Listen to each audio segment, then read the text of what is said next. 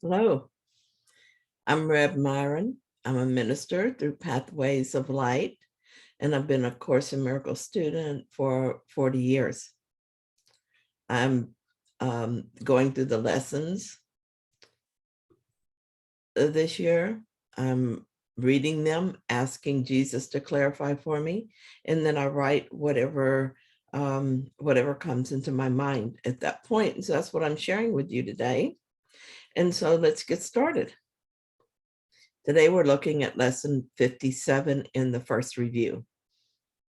Paragraph 1 says, I am not the victim of the world I see. How can I be the victim of a world that can be completely undone if I so choose? My chains are loosened. I can drop them off merely by desiring to do so. The prison door is open. I can leave simply by walking out. Nothing holds me in this world. Only my wish to stay keeps me a prisoner. I would give up my insane wishes and walk into the sunlight at last. When I think back over my life, I can hardly believe what a victim I was, at least in my own mind. I thought I was a victim of circumstance and other people. I had all the proof, I thought. But as Jesus says, I am free to walk out of this prison anytime I want to. I am victim to, if I'm victim to anything, it's to my own decisions, and I can change my mind about that. Nowadays, I don't believe I could be a victim because I do understand that I am as free as I want to be.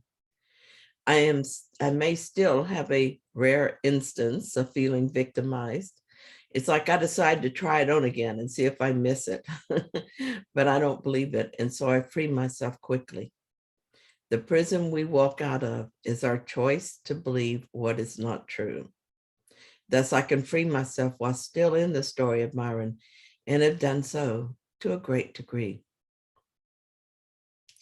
Paragraph 2, I have invented the world I see.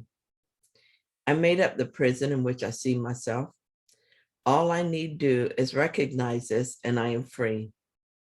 I have deluded myself into believing it is possible to imprison the Son of God. I was bitterly mistaken in this belief, which I no longer want. The Son of God must be free forever. He is as God created him, and not what I would make of him. He is where God would have him be, and not where I thought to hold him prisoner. This is, of course, why I can't be a victim of the world I made up. God created me as spirit, as thought in his mind. I am forever free, and forever as God created me, unchanging and immortal.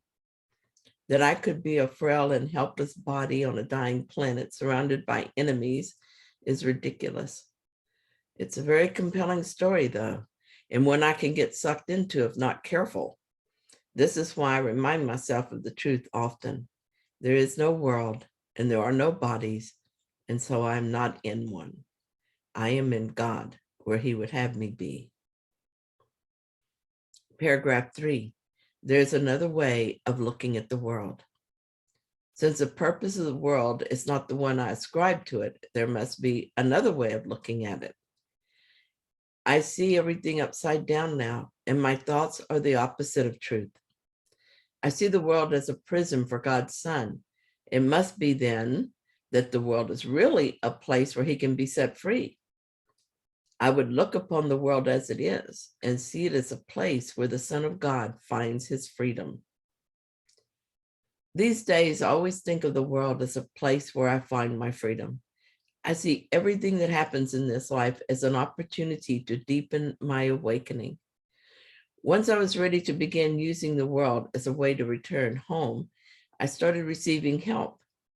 The right books and teachers showed up for me, so I had the tools I needed. I began to see my challenges as opportunities to heal my mind.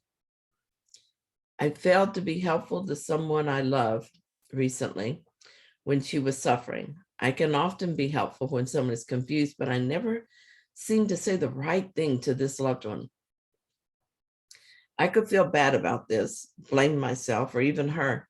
I might think that I can't be happy if I fail her. Or I could give those thoughts to the Holy Spirit and trust that she will receive the help she needs from someone else. Or maybe this is an opportunity to learn to go within for help. I just know that if I can't help her, it must not be my job. Will remember the truth, and that might be all she needs from me. The first option of feeling bad because it appears I was not helpful is a way to stay imprisoned in my false beliefs. The second option is how I use the world to free myself. Paragraph 4. I could see peace instead of this. When I see the world as a place of freedom, I realize that it reflects the laws of God instead of the rules I made up for it to obey. I will understand that peace, not war, abides in it. And I will perceive that peace also abides in the hearts of all who share this place with me. Right now, with Russia making war against Ukraine, is a challenge to see peace instead of this. We are free, all of us, though, to experience this world however we choose. We can make war or we can live in peace, seeing each other as brothers and treating each other with love. One day, this will be the way we all live in the real world. But now it is a time we do our part to bring it forward. I do my part by not making war in my mind. If I'm judging Putin, this is war. If I'm conflicted in any way, this is war. I bring peace to the planet as I bring peace to my mind. Paragraph 5. My mind is part of God's. I am very holy. As I share the peace of the world with my brothers, I begin to understand that this peace comes from deep within myself. The world I look upon has taken on the light of my forgiveness and shines forgiveness back at me. In this light, I begin to see that my illusions about myself, what illusions? Let me read that again. In this light, I began to see what my illusions about myself kept hidden. I began to understand the holiness of all living things, including myself, and their oneness with me. This is not talking about the ego, but about our true selves. This is why peace comes from deep within. As I forgive the world, the light within shines outward, and the ego moves further from my conscious awareness.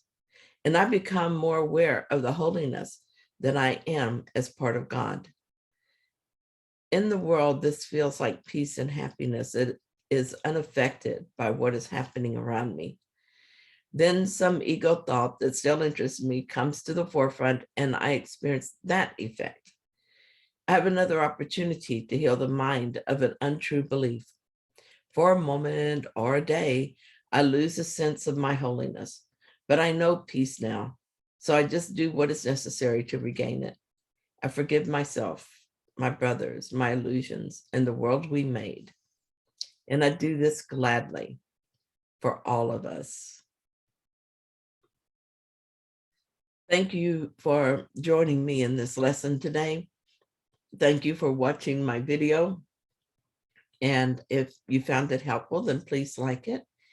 And if you haven't done so, please subscribe. And I'll be back tomorrow with another lesson.